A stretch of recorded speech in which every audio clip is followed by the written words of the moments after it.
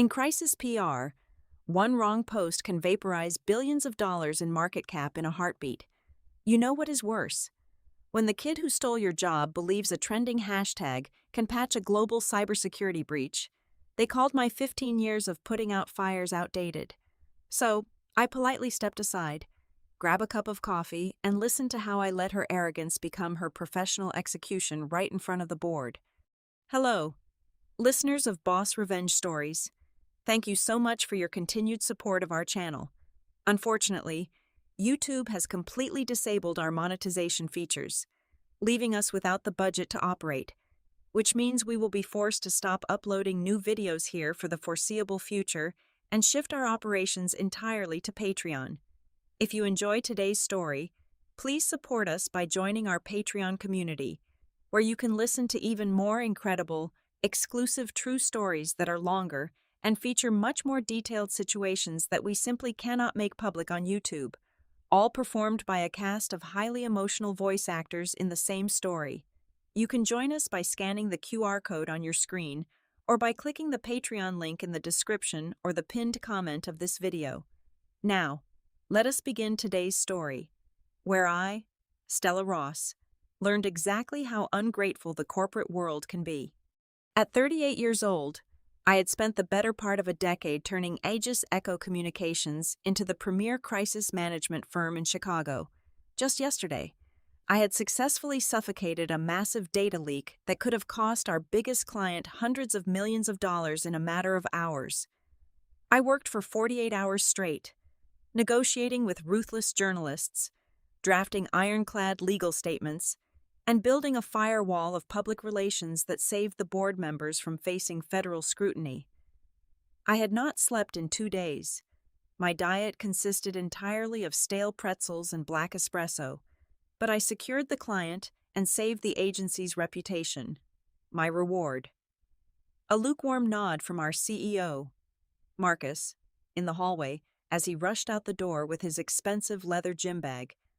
I did not expect a ticker tape parade, but I certainly did not expect the absolute betrayal that was waiting for me the very next morning. At 9 o'clock sharp, Marcus called an all-hands meeting in the main glass conference room. He stood at the head of the long oak table, his custom Italian suit practically glowing under the expensive LED lights, and announced that the agency was restructuring. He smiled a perfect, expensive smile and declared that Chloe was being promoted to Director of Strategy.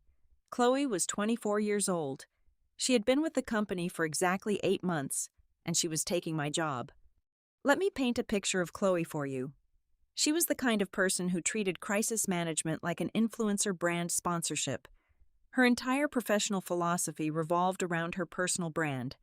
I had personally watched her use ChatGPT to write highly confidential press releases about proprietary technology mergers, completely oblivious to the catastrophic security risks of feeding corporate trade secrets into an open artificial intelligence model.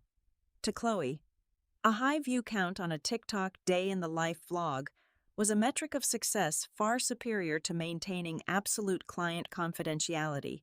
She wore chunky designer sneakers to executive pitch meetings and spoke entirely in trendy corporate buzzwords that sounded profound to an idiot, but meant absolutely nothing to anyone with an ounce of real business acumen. Marcus looked around the room, making a great show of looking incredibly visionary and forward-thinking. "Stella has done a phenomenal job getting us to where we are," he said, turning to look at me with a patronizing tilt of his head. "But the landscape is shifting rapidly. For our upcoming project handling the artificial intelligence launch for our giant client Novasphere Dynamics, we need a digital Gen Z breeze. We need virality. Stella, your meticulous approach is highly respected, but we have to admit that your style is a bit outdated for this new era. We need disruption. We need someone who speaks the language of the algorithms." Outdated. The word hung in the cold air of the conference room, heavy and deeply insulting. My 15 years of putting out multi-million-dollar fires were being casually swept under the rug for someone whose biggest professional crisis to date was receiving the wrong iced matcha latte order in the lobby. Marcus then cheerfully explained my new role. I was being transitioned into a behind-the-scenes advisor. By 11 o'clock that morning, Human Resources coldly informed me that I needed to vacate my private corner office, the one with the beautiful floor-to-ceiling windows overlooking the Chicago skyline. My new workspace was a tiny, cheap laminate desk tucked into the darkest corner of the hallway, directly adjacent to the industrial paper shredder that whirred aggressively every time an intern destroyed a document. Any normal person would have thrown a ceramic coffee mug across the room. They would have yelled, threatened a massive lawsuit for age discrimination, or slammed a fiery letter of resignation onto Marcus's pristine glass desk. But in the ruthless world of high-stakes public relations, you learn never to show your hand when you have been dealt a bad one. I simply smiled, offering them a warm and perfectly compliant corporate smile, and gave a slow, gracious nod of acceptance. "Of course, Marcus," I said, making sure my voice carried just enough fake enthusiasm. "Whatever is best for the future of Aegis Echo." I calmly packed my framed crisis management awards, my favorite fountain pens, and my dignity into a brown cardboard box and carried them to the paper shredder desk. I set up my dual monitors, took a long sip of my black coffee, and quietly opened my secure server. I right-clicked on my desktop, created a new hidden folder, and carefully typed out the name, the hashtag collapse. I did not need to fight them for my job. I just needed to sit back, stay quiet, and let Chloe do hers. It did not take long for the shiny new era of Aegis Echo to reveal its glaring structural flaws. On day one of her tenure as Director of Strategy, Chloe ordered the intern to haul out the massive 300-page crisis management protocol binders that I had meticulously authored over the past decade. In their place, she erected massive corkboards in the center of the strategy room. She called them vision boards. They were covered in pastel sticky notes, glossy magazine cutouts of smiling diverse models, and neon bold text that read things like, "Manifest positive public relations and vibrate higher than the crisis." If a major tech conglomerate faced a multi-billion-dollar antitrust lawsuit, Chloe's official strategy apparently involved lighting a sage smudge stick, taking a deep breath, and visualizing a favorable media cycle. The entire department was forced to sit through a 2-hour presentation where she explained that traditional crisis communication was rooted in a toxic, negative mindset. It was a dark comedy playing out in real time, and I had a front row seat right next to the whirring paper shredder. Within exactly 14 days, Nova Sphere Dynamics began to exhibit the first signs of serious internal irritation. This was a massive enterprise client preparing to launch a highly controversial generative artificial intelligence model, a product with over $50 million sunk into research and development alone. They expected airtight strategic maneuvering and military-grade discretion. Instead, the chief technology officer of Novasphere began forwarding me emails he had received from Chloe, asking if our agency had been hacked by a rogue teenager. I read Chloe's emails. They were entirely devoid of concrete risk mitigation tactics, but generously sprinkled with rocket ship emojis, sparkles, and empty promises about leveraging synergistic digital ecosystems to drive organic engagement. She was treating a highly volatile artificial intelligence launch like she was promoting a new brand of vegan lip gloss. Playing my assigned role as the dutiful behind-the-scenes advisor, I drafted comprehensive, highly polite risk analysis reports. I meticulously mapped out the potential legal liabilities of Novasphere's data scraping methods, detailing exactly how the Federal Trade Commission might view their aggressive algorithms. I sent these warnings directly to Chloe and copied Marcus.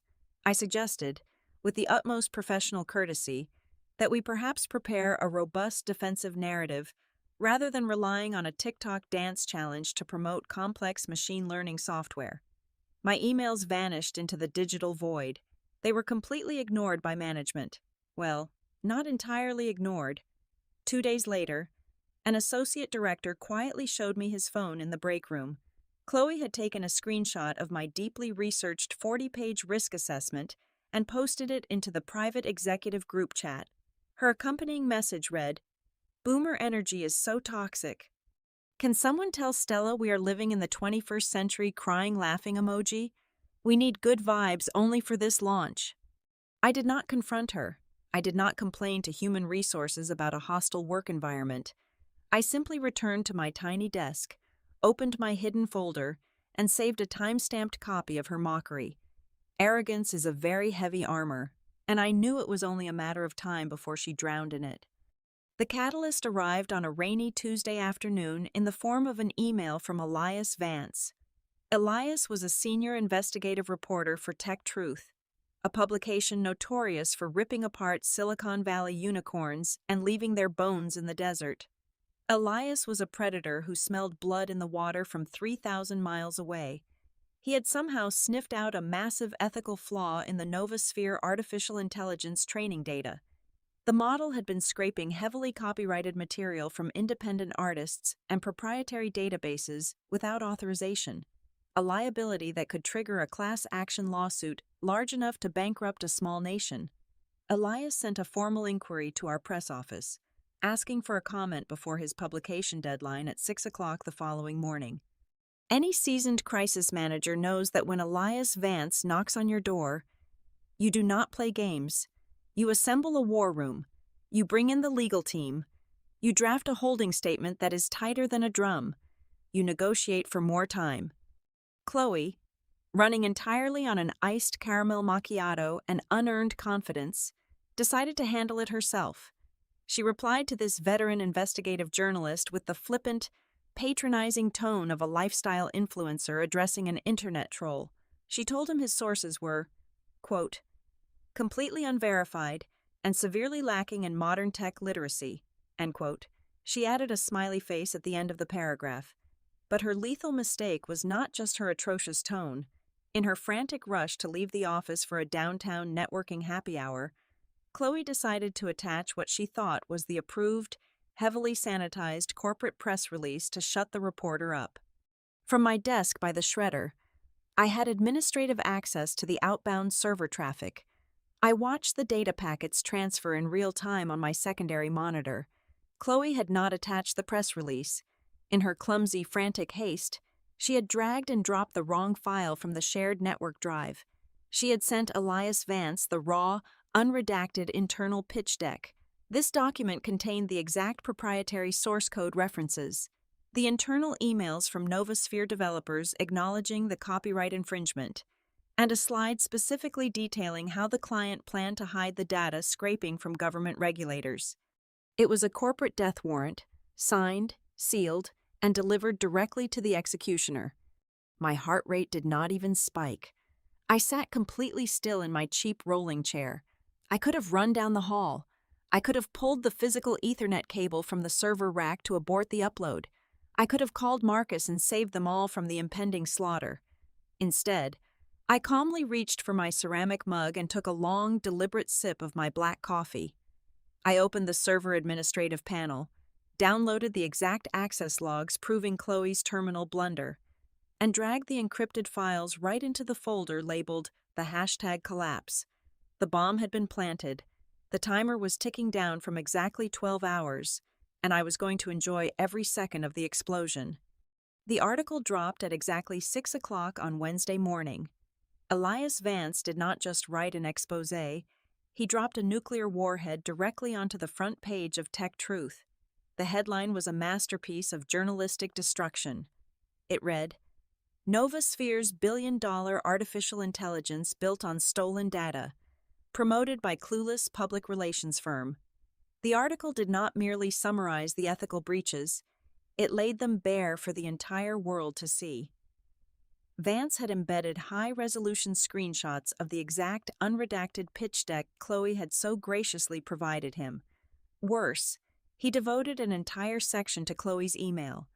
He quoted her flippant, unverified, and severely lacking in modern tech literacy remark verbatim, placing it right next to the internal developer emails that explicitly proved the exact opposite.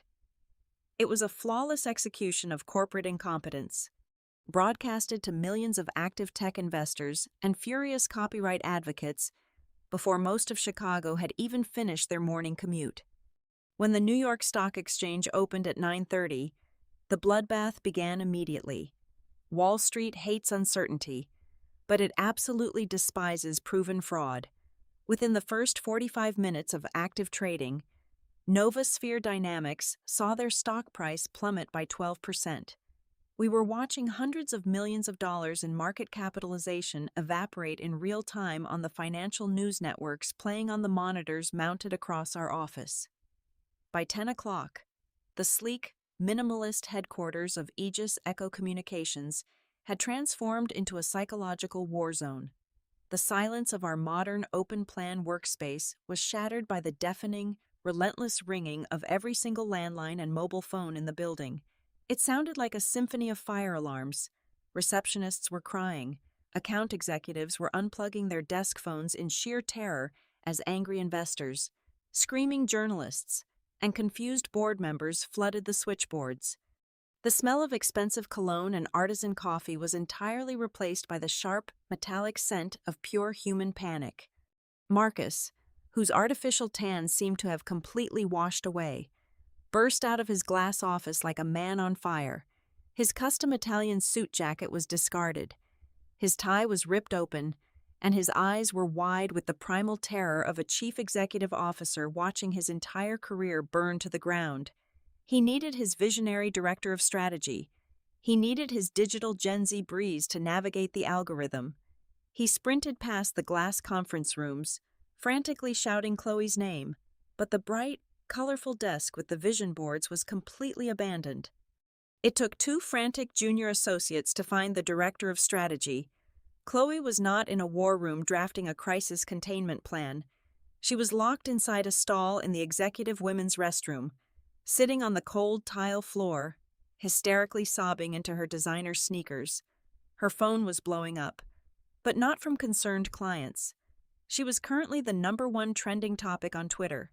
Tech influencers, furious artists, and ruthless internet trolls were dissecting her email to Elias Vance word by word. She was being relentlessly canceled in real time, reduced to a viral laughingstock. The internet had found her personal TikTok account, and millions of strangers were currently flooding her day in the life vlogs with vicious, mocking comments. The pressure of a real, unfiltered corporate disaster had completely broken her within 4 hours. But Chloe, in her infinite, trend-obsessed wisdom, decided that the only way to fix a viral public relations disaster was with more virality, while still barricaded inside the bathroom, operating in a state of sheer delusional desperation. She logged into the official Aegis Echo corporate social media account, without consulting legal, without drafting a script, and without an ounce of self-awareness. She recorded an impromptu apology video. It was a catastrophic failure of judgment. She spoke to the camera with a trembling voice, using phrases like holding space for accountability and navigating this toxic energy. But the fatal blow, the absolute pinnacle of her incompetence, was that she forgot to turn off the beauty filter she frequently used on her personal account. Halfway through her tearful monologue about corporate transparency, a digital glitch caused giant, cartoonish anime tears to cascade down her face, complete with a soft pink glow smoothing out her complexion. She posted it. Within 15 minutes, the video was downloaded, ripped, and reposted across every major social media platform on Earth. The apology video did not mitigate the crisis. It poured gasoline on the inferno. Major late-night television writers were already mocking it. Aegis Echo was no longer just incompetent.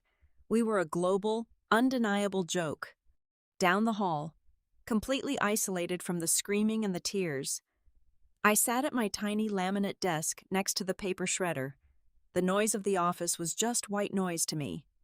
I was peacefully organizing my physical Rolodex of elite journalistic contacts, color-coding the business cards with a bright yellow highlighter. My desktop phone blinked aggressively with incoming internal transfers. My cell phone vibrated violently against the wood, lighting up with Marcus's name over and over again. I watched it ring 5 times, picked up the receiver, and heard Marcus screaming on the other end, begging me to come up to the executive suite immediately to fix the hemorrhage. I kept my voice completely flat, utilizing the exact tone of a bored government clerk. "Marcus," I said softly, cutting off his frantic shouting, I am currently on my mandatory lunch break in accordance with the new Human Resources Efficiency Policy you mandated last month. As a behind-the-scenes advisor, I am strictly prohibited from engaging in client-facing emergencies without prior authorization. I will review your request when my break concludes in 42 minutes. I place the receiver gently back onto the cradle, completely ignoring the muffled scream of despair echoing from the plastic. The final nail in the coffin arrived via encrypted courier precisely at 1 o'clock in the afternoon. It was a legally binding ultimatum from the General Counsel of Novosphere Dynamics, printed on heavy, terrifyingly thick, watermarked paper. The document smelled of sulfur and impending litigation. They were formally demanding an emergency, in-person meeting with the entire board of directors of Aegis Echo Communications for Friday afternoon. The letter explicitly outlined their intention to completely withdraw all funding, terminate the multi-million-dollar agency retainer, and immediately initiate a lawsuit against us for tens of millions of dollars in gross negligence and breach of fiduciary duty. The agency was staring down the barrel of total financial annihilation, and the people holding the gun had absolutely no intention of missing. The digital breeze had become a hurricane, and the only person who knew how to build a shelter was quietly sipping her black coffee by the paper shredder. The physical environment outside my cubicle sounded precisely like the deck of a sinking luxury ocean liner, a chaotic, pathetic blend of muffled crying, furious typing, and frantic shouting. I completely ignored the symphony of corporate disaster unfolding around me. Instead, I reached into the very bottom of my leather tote bag and pulled out my personal, untraceable burner phone. I carefully dialed a private, unlisted telephone number that I had committed to memory over a decade ago. It belonged to the editor-in-chief of Tech Truth, the very same publication that was currently tearing our largest client into bloody ribbons. His name was Victor. Exactly 8 years ago, I had quietly, efficiently buried a horrifying drunk driving scandal involving his youngest son, saving his entire family from public and financial ruin. Victor owed me a massive, unspoken blood debt, and today was the day I finally came to collect my dues. He answered the phone on the second ring. "Stella, I assumed you would call eventually. Your prestigious agency is currently providing my editorial staff with enough pure entertainment to last a lifetime." His voice was deep, gravelly, and laced with dark, cynical amusement. "Victor, let us skip the pleasantries," I said, my voice completely flat and entirely devoid of any warmth or emotion. "I need a massive structural correction published on your front page by Friday afternoon. I want a highly detailed follow-up piece that expertly shifts the global narrative. You will explicitly state that the leaked data was actually a controlled, highly intentional honeypot designed to expose structural weaknesses in global copyright laws.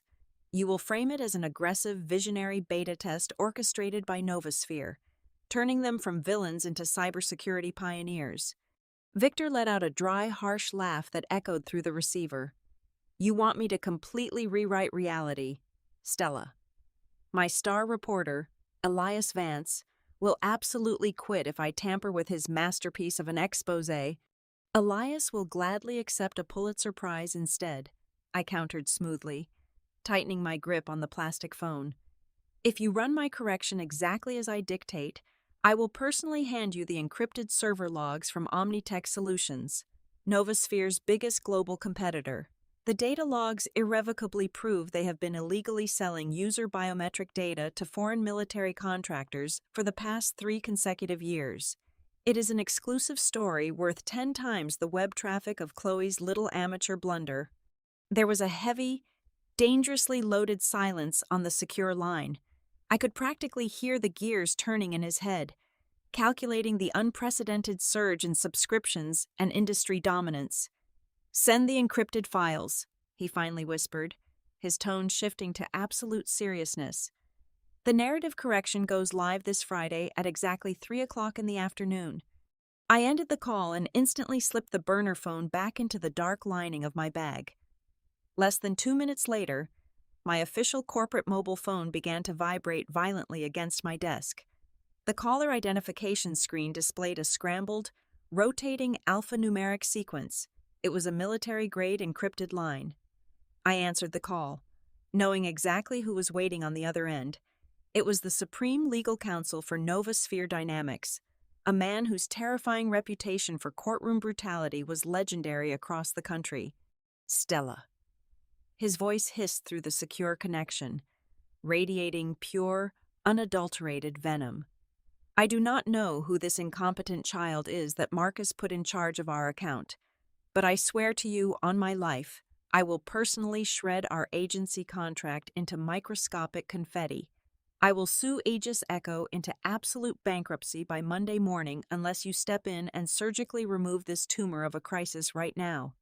I completely understand your frustration, I replied, my tone remaining as soothing and flawlessly steady as a ticking metronome. And I am fully prepared to completely neutralize this situation and restore your market value, but I require your absolute, unquestioning compliance. You must do exactly as I say. Name your terms, he demanded fiercely. You will attend the emergency board meeting this Friday afternoon. You will remain completely silent while Marcus and Chloe attempt to explain their catastrophic failures. When the time is absolutely right, you will present one single, non-negotiable ultimatum to the entire board of directors. I am sending a highly secured, password-protected file to your personal email address right now. It contains a specific script. You will read it word for word without hesitation, deviate from it even slightly, and I will let this agency burn to the ground and take your executive stock options down into the ashes with it. Understood, he growled, the furious tension in his voice slightly giving way to a grim, calculating anticipation. The chess pieces were now perfectly positioned on the board. I just needed my formal invitation to the match. I did not have to wait very long. Just past 4 o'clock in the afternoon, Marcus practically crept over to my tiny desk by the paper shredder. He looked easily 10 years older than he had during his arrogant speech that morning. His shoulders were slumped forward, his expensive, commanding posture completely ruined by the crushing weight of impending professional doom. Stella, he whispered, his voice trembling with a truly pathetic mixture of sheer desperation and false executive authority. Could you please come into my office for a brief moment? I followed him into his massive glass suite. He quickly rushed to close the motorized blinds, shielding us from the panicked, terrified stares of the surviving agency employees outside. We are facing a slight operational headwind, Marcus stammered nervously, unable to even make direct eye contact with me. The board of directors is demanding an emergency review on Friday with the Novosphere legal team. Chloe is feeling a little overwhelmed by the unexpected scale of this incident. I really need you to be a team player today. I need you to just give Chloe a hand. Sit in on the meeting, and perhaps help us draft some strategic talking points to save the agency's face in front of the investors. He was literally begging me to be their human shield. He desperately wanted me to take the heavy artillery fire while they cowardly stood behind me, desperately clinging to their unearned, inflated titles. I looked directly at his sweating face, my expression perfectly blank, presenting a flawless mask of ultimate corporate compliance. Of course, Marcus, I would be genuinely happy to support the new digital strategy in any way that I can. However, as a newly appointed behind-the-scenes advisor, it would be highly inappropriate and a violation of protocol for me to speak or present strategy directly to the board. I will gladly attend the meeting, but only to sit quietly in the back corner as the designated minute taker. I will simply record the events for the Human Resources Archives. Marcus let out a massive, pathetic sigh of profound relief, completely and utterly blind to the steel trap that was rapidly closing around his throat. Yes, that is absolutely perfect. Stella, just having you physically in the room will help stabilize the optics and calm their nerves. I offered him one last, chillingly polite smile. The perfect, humble cover was fully secured. They had willingly invited the executioner directly into the chamber, and they remained completely unaware that the blade was already sharpened, raised, and waiting to fall. The atmosphere inside the executive boardroom on Friday afternoon at exactly 3 o'clock was so heavy and suffocating that it felt as though all the oxygen had been completely sucked out through the ventilation system. 12 senior board members of Aegis Echo Communications, sat around the massive polished mahogany table, like a tribunal of ruthless judges waiting to hand down a death sentence. These were Wall Street veterans, individuals who dealt in billions of dollars and possessed zero tolerance for incompetence. At the head of the table stood Marcus, sweating profusely, his expensive Italian suit looking wrinkled and entirely too large for his shrinking frame. Beside him sat Chloe, physically trembling, her trendy designer sneakers tightly tucked beneath her leather chair as she stared at the glowing 85-inch presentation monitor on the wall. I was positioned exactly where I had promised to be. I sat in a small, uncomfortable chair in the darkest back corner of the room, my laptop open, my fingers resting lightly on the keys. I was the obedient, invisible minute taker, blending perfectly into the expensive silk wallpaper. Arthur, the 72-year-old chairman of the board, leaned forward and folded his hands. His voice was dangerously quiet, cutting through the silence like a razor blade. Marcus, in the past 48 hours, we have watched a global technology client lose 12% of their market capitalization because this agency leaked their highly confidential internal documents to a notorious investigative journalist. Furthermore, we have become an international laughingstock due to a catastrophic social media video posted from our official corporate account. I want an explanation, and I want it right now. Marcus swallowed hard, his Adam's apple bobbing nervously. Arthur, we are facing an unprecedented, highly coordinated cyber attack, he lied, his voice shaking with sheer desperation. We believe sophisticated hackers infiltrated our secure servers. The social media response was simply an overly eager attempt by our digital strategy team to control the narrative in real time. Arthur did not even blink. He slowly turned his cold, predatory gaze toward Chloe. Is that so, Director of Strategy? Please enlighten this board.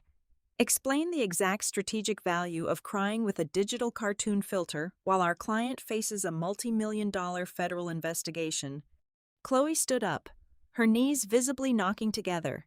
Confronted by 12 furious billionaires, her unearned confidence completely evaporated. However, instead of apologizing, she resorted to the only language she actually knew. She tried to buzzword her way out of a corporate execution. Well, you have to understand the modern digital landscape, Chloe stammered, frantically waving her hands. The algorithm actively suppresses traditional corporate statements. We needed to pivot our synergy to align with Gen Z emotional authenticity. The pushback we are seeing is honestly just the result of a toxic echo chamber and, frankly, the generational hate of an older demographic that does not understand viral manifestation. The leaked document was just a negative energy event, but we can totally rebrand this crisis into a conversation about corporate vulnerability. The absolute silence that followed her speech was deafening. The board members stared at her as if she had just spoken to them in an alien language. The sheer, unadulterated stupidity of her defense hung in the freezing air, insulting the intelligence of every single professional in the room. Arthur closed his eyes, took a deep, exhausted breath, and slammed his heavy palm down onto the mahogany table. Enough of this absolute garbage, he growled, his face turning a dark, furious shade of red. I have heard enough. I am calling for an immediate board vote. We are terminating the Chief Executive Officer and the Director of Strategy effective immediately. We will liquidate our emergency asset reserves and offer Novosphere Dynamics a $75 million settlement before they drag us into federal court. Marcus began to panic, raising his hands and pleading loudly. Arthur, please wait. You cannot do this. We can fix this. Chloe just needs more time to adapt. I can bring Stella back to the front line. From the dark corner of the room, my fingers stopped hovering over the keyboard. The trap was perfectly set. The prey was exhausted. It was time to pull the lever. I looked up at the giant presentation monitor at the front of the room, smiled a cold, invisible smile, and pressed the enter key. Instantly, the boardroom monitor glitched. Marcus's bland corporate logo disappeared, instantly hijacked by my administrative override. A massive, high-resolution folder appeared on the screen, bearing the bold title, The the hashtag collapse. The entire room froze. 12 pairs of eyes snapped toward the screen. Marcus stopped pleading. Chloe let out a small gasp. Without saying a single word, I used my wireless mouse to click the first file. The screen populated with the 40-page risk assessment I had sent exactly 14 days ago. I highlighted the precise paragraph where I explicitly warned Chloe and Marcus about the severe copyright liabilities of the Novosphere artificial intelligence model. Right next to it, I displayed the screenshot from the private group chat where Chloe mocked my warning as toxic boomer energy, alongside the timestamp proving Marcus had seen and ignored it. "What is the meaning of this?" Arthur demanded, squinting at the screen, his tone shifting from anger to absolute shock. I ignored him and clicked the next file. The massive screen transitioned to the secure server access logs from Tuesday afternoon. The data was undeniable. It displayed Chloe's exact employee identification number, her specific computer terminal, and a clear, time-stamped record of her manually dragging and dropping the unredacted internal pitch deck into the email addressed to Elias Vance. It highlighted, in bright red text, that no external hack had occurred. It was 100% human error. Marcus turned around, his eyes locking onto me in the dark corner, his face drained of all color, turning the shade of old parchment. He opened his mouth to shout, to order me to turn it off, but I was already clicking the final file. It was an audio recording. I had left my phone recording in my pocket during my private meeting with Marcus on Thursday afternoon. The crisp, clear audio of his desperate, pathetic voice suddenly blasted through the boardroom's surround sound speakers. "We are facing a slight operational headwind," the recorded voice of Marcus echoed through the silent room. "Chloe is feeling a little overwhelmed by the unexpected scale of this incident. I really need you to just give Chloe a hand, sit in on the meeting, and perhaps help us draft some strategic talking points to save the agency's face. Just having you physically in the room will help stabilize the optics." The recording proved, beyond a shadow of a doubt, that Marcus was fully aware of Chloe's absolute incompetence and was actively trying to use me to cover up his catastrophic hiring decision to protect his own executive bonus. Chloe collapsed back into her leather chair, burying her face in her hands, sobbing uncontrollably without any digital filters to hide behind. Marcus stood frozen, utterly destroyed, realizing that his career was entirely over. He looked like a man standing on the trapdoor of a gallows, waiting for the floor to drop. Before Arthur could even open his mouth to deliver the final verdict, the heavy soundproof oak doors at the back of the boardroom burst open with a violent crash. Everyone jumped. Striding into the room with the terrifying aura of a corporate Grim Reaper was the general counsel of Novosphere Dynamics. He was flanked by 3 imposing corporate litigation attorneys carrying thick, leather-bound briefcases. He did not ask for permission to enter. He did not acknowledge Marcus or Chloe. He marched directly to the head of the mahogany table and violently slammed a massive legal folder down onto the polished wood. Marcus instinctively took a step back, raising his hands in a pathetic gesture of surrender. "Listen, we can explain everything. We are fully prepared to negotiate the financial damages." The general counsel shot Marcus a look of absolute, concentrated disgust, completely cutting off his weak, trembling voice. "Shut your mouth, Marcus," the lawyer commanded, his voice echoing off the glass walls. "You have absolutely no authority left in this room. You do not speak for this agency anymore. Novosphere has already made its decision regarding the survival of this firm, and we are not here to negotiate with dead men." The general counsel did not blink. He opened the thick leather folder and slid a single sheet of paper across the mahogany wood toward Arthur, the chairman of the board. "Novosphere Dynamics is officially withdrawing our threat of litigation," the lawyer announced, his voice ringing with absolute authority. "In fact, our board of directors has authorized me to offer Aegis Echo Communications a brand new, exclusive 5-year contract extension. However, this offer is contingent upon one singular, entirely non-negotiable condition." Arthur looked down at the paper, his eyes widening slightly. "Name your condition," he replied. The general counsel turned his head and locked his eyes directly onto me, sitting quietly in the shadows. Stella Ross is to be immediately promoted to the position of senior partner. Furthermore, she will be granted absolute, unilateral control over the entire Novasphere account. No decisions, no press releases, and certainly no social media posts will be made without her direct, written authorization. If she is not sitting in the executive chair by the end of business today, we pull our funding and we bury this agency. Marcus turned a violent, blotchy shade of purple. The last desperate remnants of his ego flared up, blinding him to the reality of his own demise. "Arthur, this is completely absurd," Marcus shouted, pointing a shaking finger in my direction. "You cannot hand over the entire agency to her. She is just a subordinate. She completely lacks modern visionary thinking. She does not understand the digital landscape." Arthur slowly stood up from his chair. He looked at Marcus with a mixture of profound pity and utter revulsion. "Marcus," Arthur said coldly, "you just cost us our reputation, and you nearly cost us our entire business because you wanted to play trendy internet games.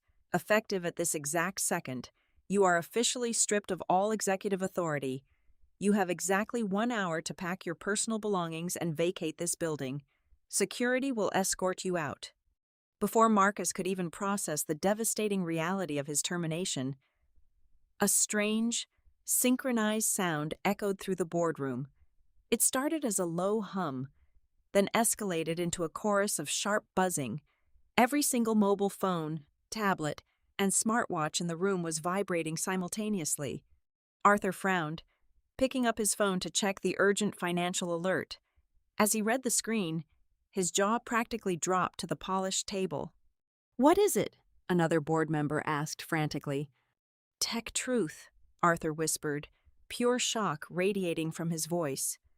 "They just published a massive front-page correction. They are claiming the Novasphere data leak was actually an intentional, highly sophisticated cybersecurity honeypot orchestrated to trap malicious foreign actors.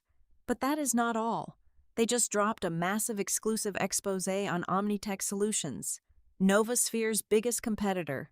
They have hard evidence that Omnitech has been illegally selling biometric user data to foreign military contractors for the past 3 consecutive years."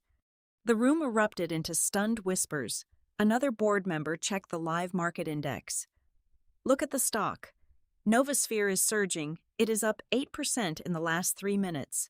The market is rallying around them as cybersecurity pioneers." Every single head in the room slowly turned toward the back corner.